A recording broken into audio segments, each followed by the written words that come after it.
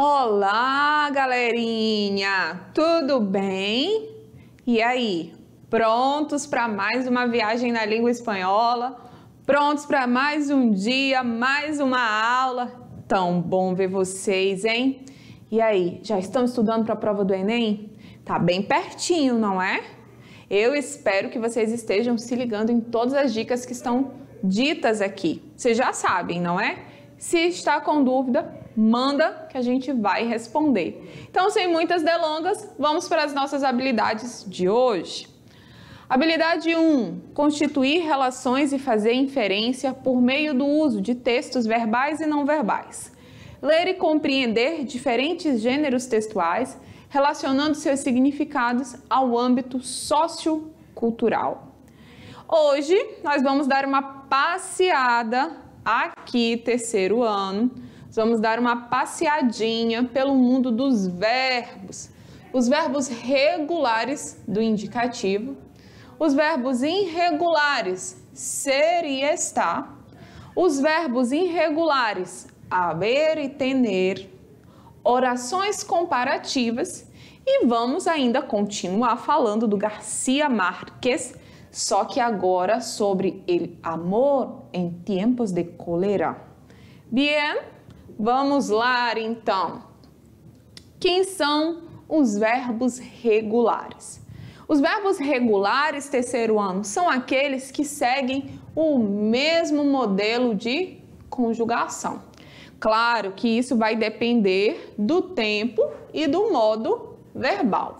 Eu tenho que lembrar que o tempo é presente, pretérito e futuro. O modo vai ser indicativo, subjuntivo e imperativo. Nós sabemos que tudo isso depende da flexão que o verbo sofre.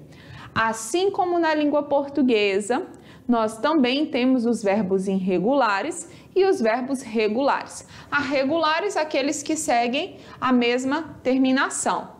E os irregulares, aqueles que sofrem modificações, ou no seu radical, ou ainda nas suas terminações. O radical de um verbo é tudo aquilo que vem antes da terminação da sua forma infinitiva. Forma no infinitivo. Eu tenho que lembrar que os nossos verbos, eles têm três terminações. Eles têm AR, ER e R. AR, primeira, ER, segunda e R, terceira. Então, eu tenho que já ficar atento a esse pequeno detalhe, certinho? Assim, olha eu de novo aqui me adiantando para vocês. Assim como no português, temos as três conjugações. Quem são elas?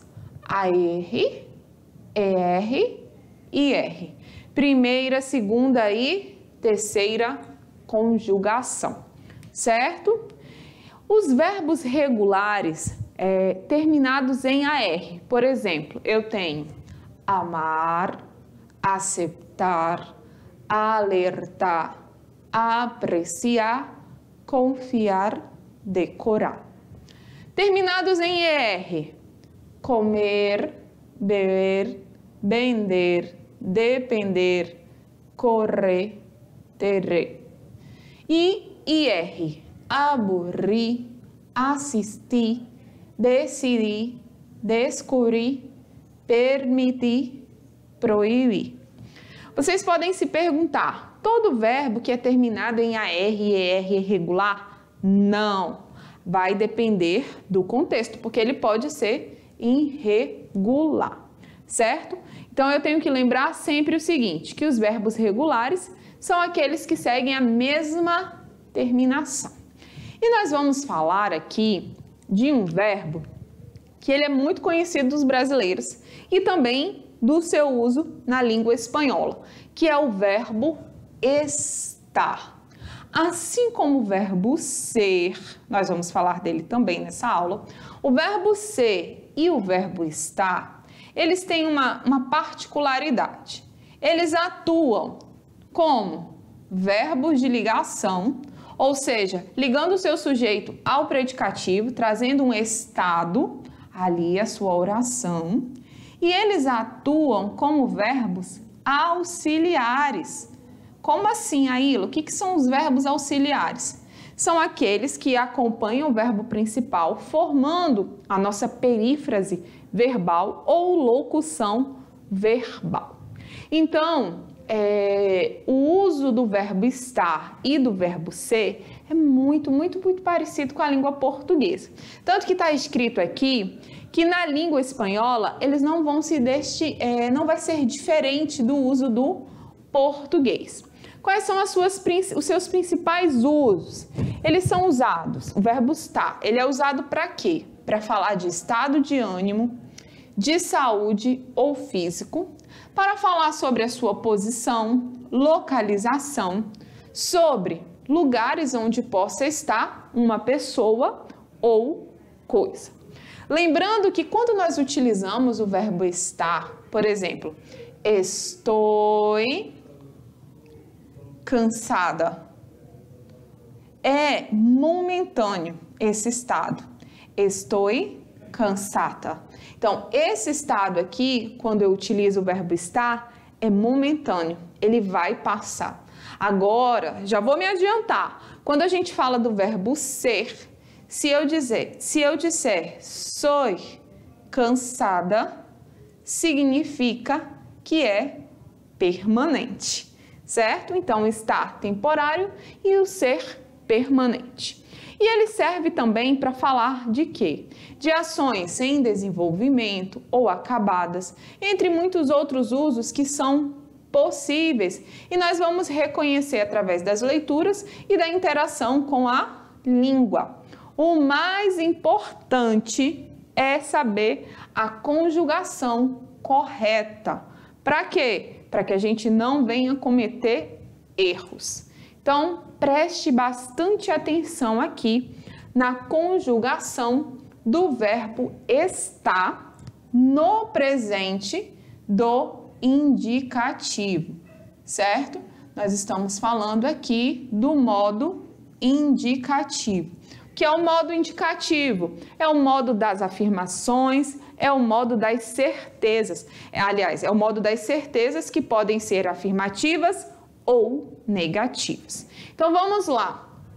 Yo estoy, tú estás, él, ella, usted está, nosotros ou nosotras estamos, vosotros ou vosotras estáis, ellos, ellas, ustedes estão. Então, lembrando que aqui nós estamos falando do presente, o presente do indicativo. Ele é um verbo irregular porque ele não segue a mesma terminação. Observa aqui que na primeira pessoa ele termina em oi, na segunda, as, a, amos, as, an. Aqui, ó, da segunda pessoa em diante, ele até segue as terminações regulares, mas caracteriza-se pela irregularidade porque houve uma diferença. E mesmo que seja apenas em uma pessoa, é irregular. Quando eu tenho o verbo estar aqui conjugado no passado, yo estuve, tú estuviste, ello, ella, él, né? Ello não, ella estuvo, nosotros estuvimos, vosotros estuvisteis e ellos estuvieron. Então, aqui eu tenho a conjugação do verbo estar no passado.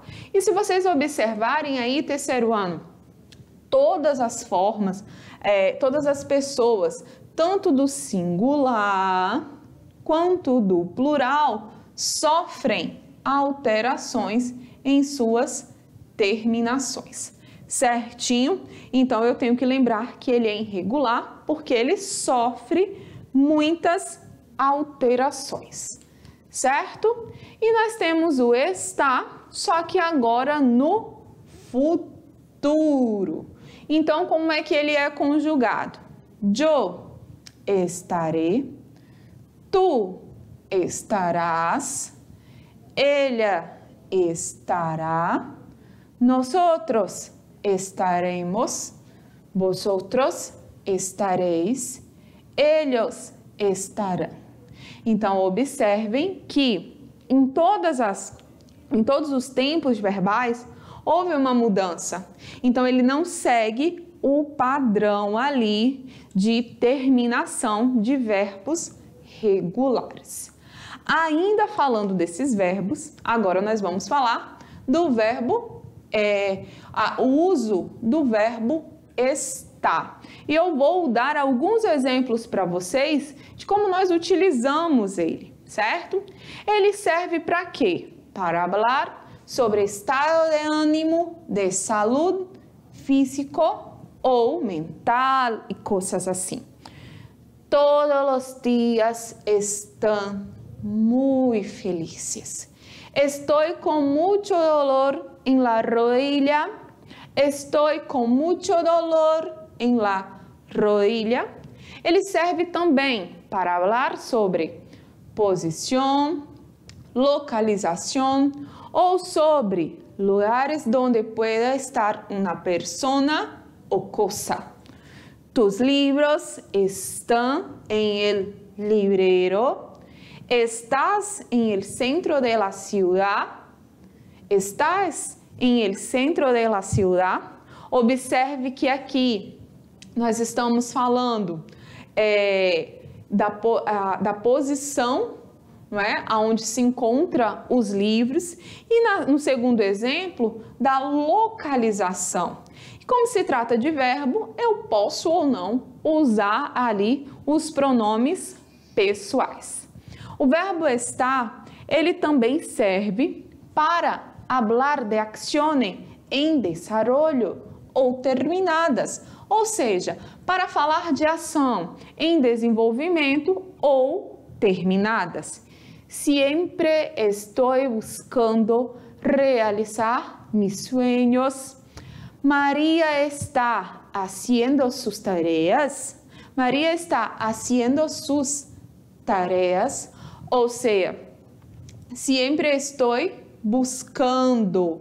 Então, eu tenho aqui uma locução verbal. E aqui também eu tenho uma locução verbal, ou também chamada de perífrase verbal. Nos dois exemplos, nós temos o verbo principal sendo conjugado no gerúndio. Então, dá a ideia de uma ação em desenvolvimento. E, olha lá, com o verbo estar, podemos expressar estado. Estou cansada, estou feliz, estou hambrienta, mi estado sempre. E nós temos também o verbo ser, que assim como o estar, ele atua como verbo auxiliar. Mas ele não é só um verbo auxiliar, ele pode denotar outras possibilidades. O verbo ser, ele é conjugado ali no presente do modo indicativo, como no português, e ele vai servir para quê? Ele é utilizado para identificar, descrever, designar a profissão, a nacionalidade ou origem das pessoas ou coisas. Lembra do que eu disse? Que quando nós utilizamos o verbo ser, ali as suas designações, elas são fixas, elas pertencem ao local, à pessoa ou à cidade, e ele também serve para indicar possessão, para presentear, para dar dados, né? Fechas, datas, dias da semana, meses, estações do ano ou horas, e é um verbo irregular. Por quê? Porque vai sofrer variações em seu radical e em suas terminações, certo?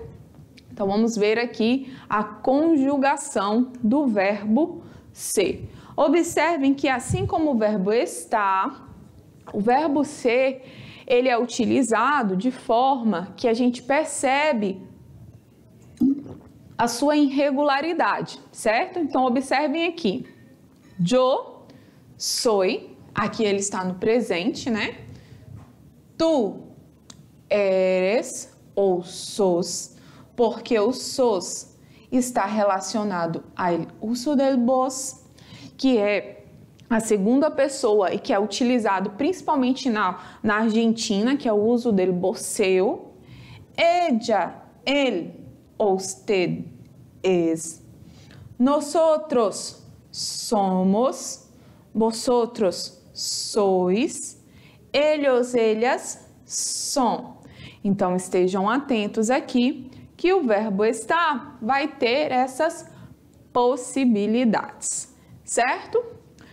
Como que nós vamos utilizar, não é? Em que momentos nós podemos utilizar o verbo ser? Ele vai servir para quê? Ele vai servir para identificar, ele vai servir para descrever, designar uma profissão, nacionalidade, origem de pessoas ou coisas. Soy Juan Martínez. Soy Aila Roxana. Eres Delgado. Então, ele atribui ali, dentro do seu contexto, estados, características fixas, não é? Pertencentes ao substantivo a qual nós estamos nos referindo. Ele também vai ser utilizado para designar possessão, ou seja, para designar posse, possessão, aquilo que é seu. Estos zapatos são de Pedro.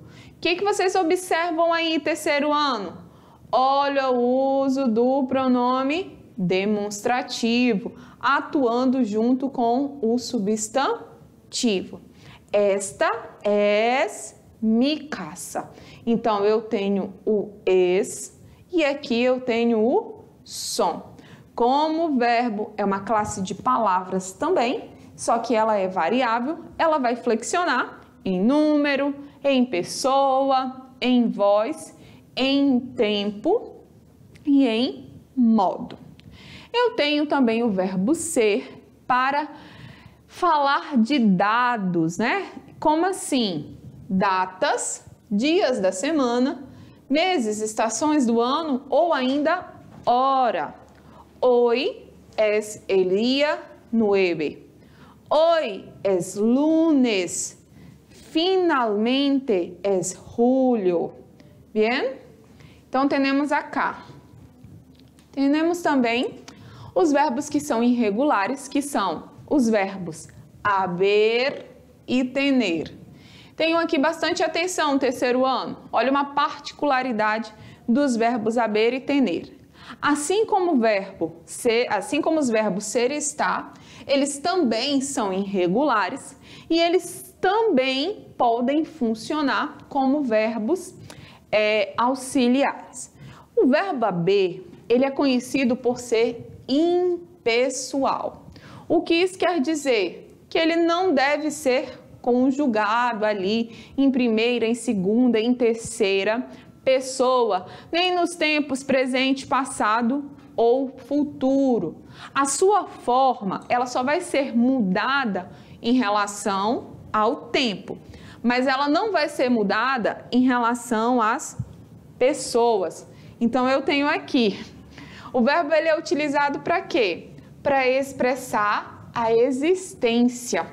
Como assim? A existência de algo ou de alguém.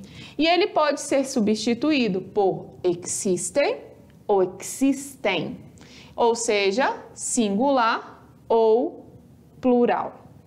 Uma outra função desse verbo é que ele serve para expressar uma obrigação ou necessidade de forma geral.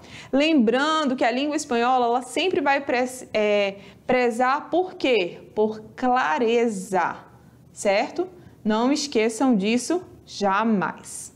Então vamos lá. Eu tenho aqui as formas que elas são do verbo haber.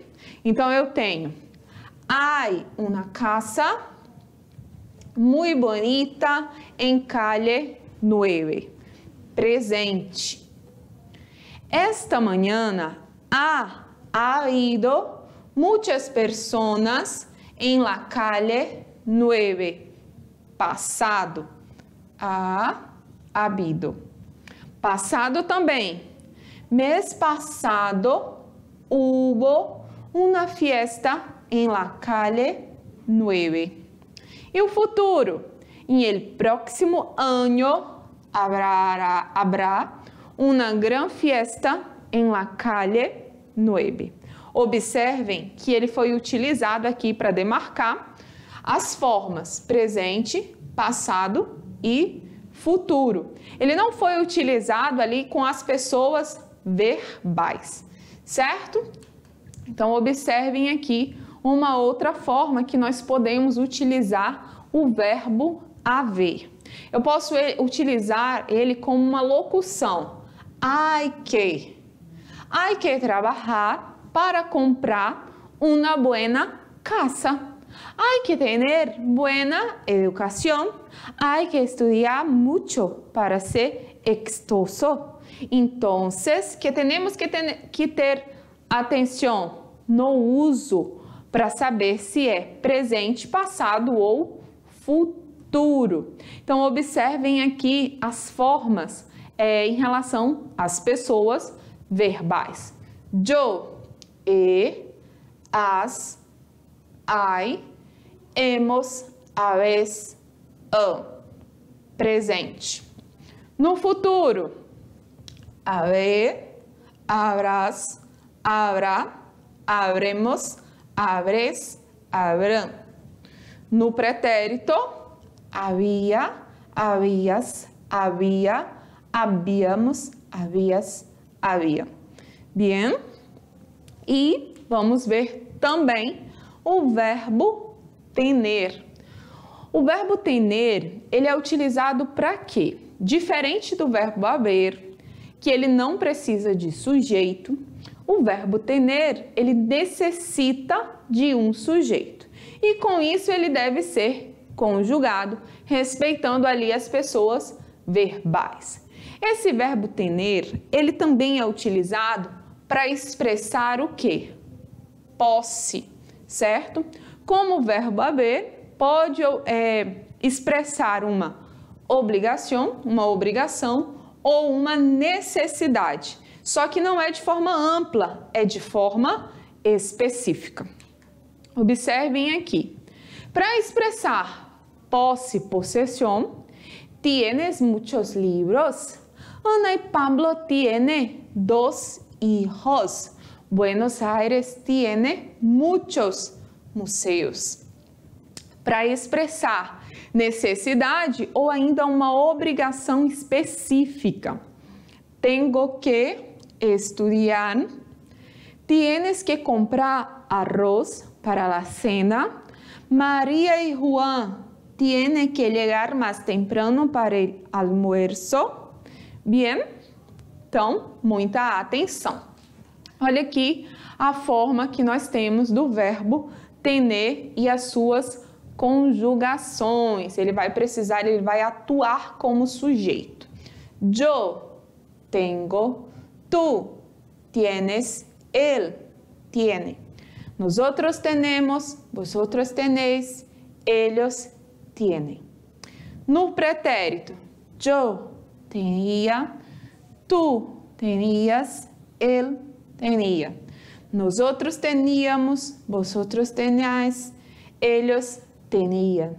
E no futuro, yo tendré, tú tendrás, él tendrá. Nosotros tendremos, tendréis, tendrão. Bien, tenho que só me ligar nas terminações. E vamos falar também em algumas orações que nós chamamos de orações comparativas. Qual é o papel de uma oração comparativa, terceiro ano? Ai, professora Ila, que coisa redundante. Nada mais, nada menos do que comparar. Comparar o quê? As diferenças, as semelhanças entre pessoas ou coisas. Então, nós vamos saber o seguinte. De concreto, de forma clara, nós temos 3 tipos de orações comparativas. Nós temos ela de superioridade, que indica que o primeiro elemento está acima, por cima do segundo, de inferioridade, que indica que o primeiro está abaixo do segundo, e de igualdade, que indica que os 2 elementos são iguais em algo. Então, é muito parecido com o português, não é? Igualdade, superioridade e inferioridade. Quando nós falamos das orações comparativas utilizando a superioridade, elas vão utilizar aí de forma bem clara algumas palavras. Elas vão formadas por mas que. E claro, eles vão colocar aí adjetivos e advérbios, mas que. Lembrando que os adjetivos caracterizam e os advérbios modificam, certo? La chica es más alta que el chico. Ou seja, a menina, a pequena, é mais alta que o pequeno.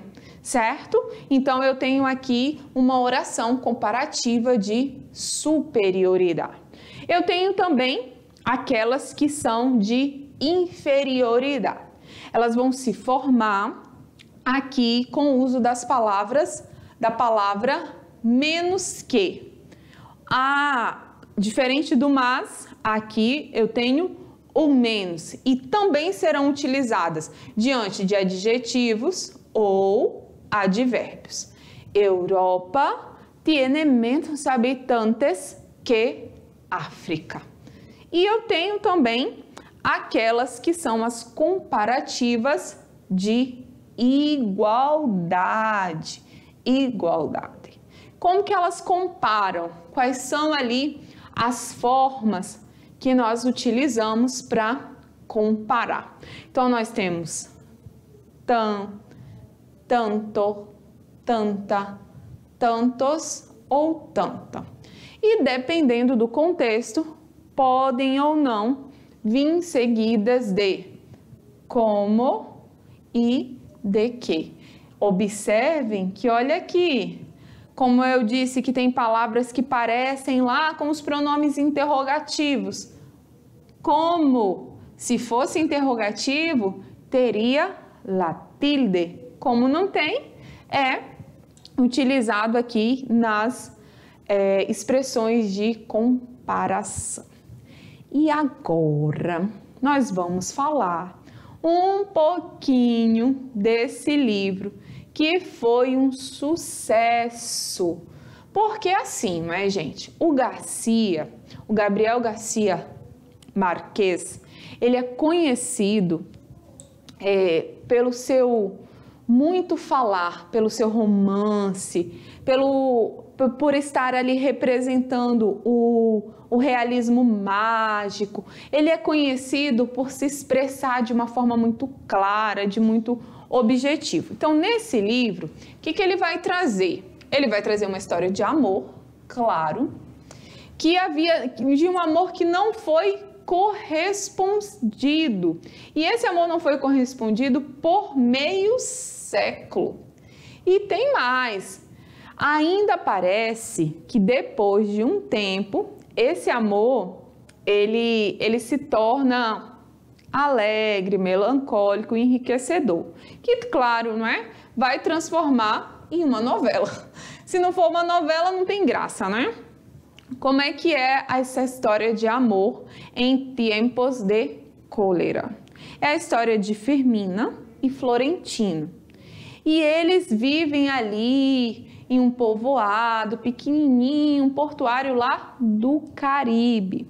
E ao longo de mais de 60 anos, pode parecer aí um melodrama de amantes que brigam e voltam, mas acreditem, eles passam aí 60 anos, não é? Contrariados com o final do seu romance. E aí, depois, né? Através do tempo, eles decidem reforçar os seus próprios sentimentos.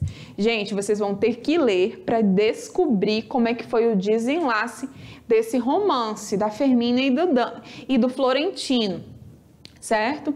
O Garcia Marques, ele gosta de utilizar um clássico recurso das novelas, dos folhetins tradicionais, que é o tempo, não é? E é um tempo uma vez sucessivo, vai passando ano a ano e não circular.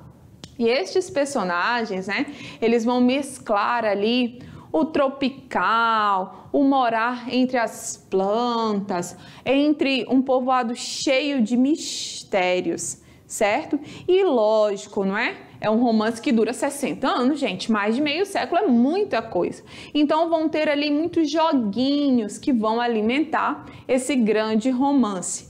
E claro, não é? Eu já até dei uma palhinha do final. O final é feliz. Mas se eu fosse vocês, eu ia ler bastante, ia correndo lá para a internet, baixar um resumo. Para quê? Para eu saber de fato como é que a Fermina e o Florentino se desenvolveram aí nesse enlace amoroso que durou 60 anos. Gente, é muito tempo, hein? Será que vocês têm um amor assim também? Ah, claro que não, vocês são muito jovens para isso. E agora chegou aquele momento que nós vamos pegar as nossas malas, as nossas mochilas e vamos viajar, tá bom? Então se liga aí e vamos lá!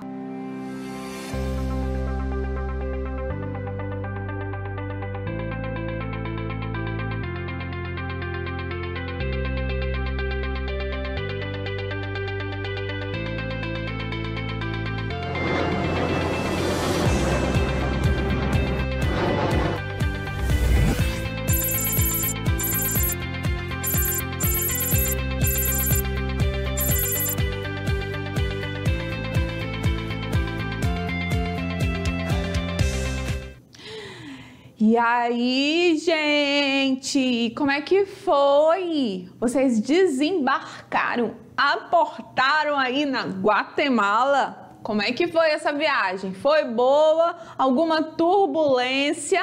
Sim ou não? Me conta, hein, que eu quero saber. Então vamos lá? Vamos ver algumas curiosidades sobre este país belíssimo. A Guatemala, ela é conhecida por ter ali 21 idiomas indígenas. O idioma oficial da Guatemala é o espanhol, mas é também comum a gente ouvir lá o inglês. Por quê? Porque é considerada uma língua universal. Então, como eu disse para vocês, esse país ele conta com mais de 21 idiomas indígenas, herdados ali das comunidades maias, além dos dialetos Garifuna e Xinca. Existem mais de 30 vulcões na Guatemala. E vocês sabiam que lá tem um passeio que você faz numa rua, tipo uma avenida, onde tem vários vulcões desativados, é claro, não é? A Guatemala, ela é repleta de vulcões, são mais de 30 e são atrações procuradas. E pasmem, em terceiro ano, muitos desses vulcões, eles estão ainda em atuação, não é? Então, quem são eles? Três estão ativos, o restante não. Mas ele é o país que conta com o maior número de vulcões da América Central. Quem são eles? Os maiores, né? Tacanã e Tahamuco, que ultrapassam mais de 4.000 metros de altitude. O país é conhecido pela sua biodiversidade, pela natureza, né? Tropical, que é uma das mais diversificadas, com grande variedade de recursos naturais, considerado ali alguns como o pássaro quetzal, que é considerado uma espécie de símbolo nacional. Aqui nós temos as referências dessas aulas, que vocês podem pesquisar e, claro, não é, trazer mais informações se vocês quiserem para a gente, Tá bom, terceiro ano. Eu espero que vocês tenham aproveitado essa aula, que vocês tenham gostado. E já sabe, não é? Se ficou dúvida, o que você vai fazer? Ou você vai pedir para o seu professor presencial mandar aqui para mim e para a Tainá, para que a gente possa responder vocês. Ou ainda, vou fazer igual a professora Tainá. Você pode ir ali nos nossos vídeos e comentar. Não esquece de colocar de qual escola você é. Gente, vai ser muito bom a gente poder interagir, conversar. É tão bom, não é? Conhecer vocês? Então tá bom, foi um prazer imenso mais uma vez estar aqui. Então, tchau, tchau e até daqui a pouco.